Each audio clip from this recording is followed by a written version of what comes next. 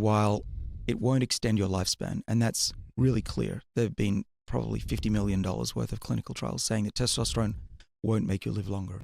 It will help you have more muscle, which will prevent you falling over and breaking your bones, which is a problem for most elderly. So that's good.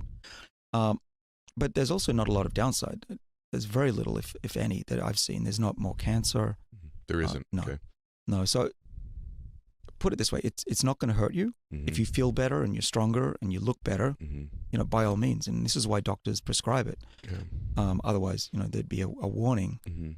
But is it going to make you live longer?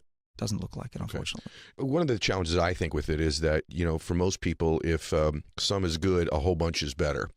And what I find with people that start to take hormones is you need to be, I think it can become a form of an addiction.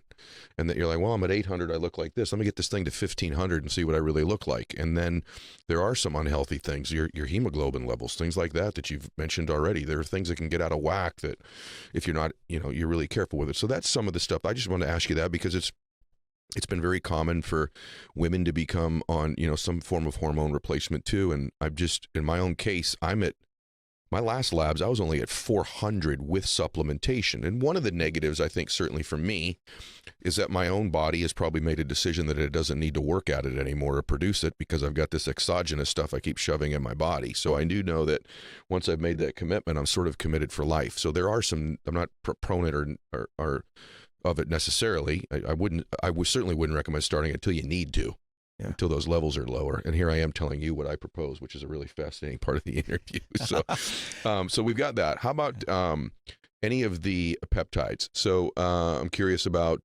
growth hormone. Yay or nay? Nay. Nay. Why? Well, because there's a lot of evidence, both human and mouse, that when you have low amounts of growth hormone, you live longer.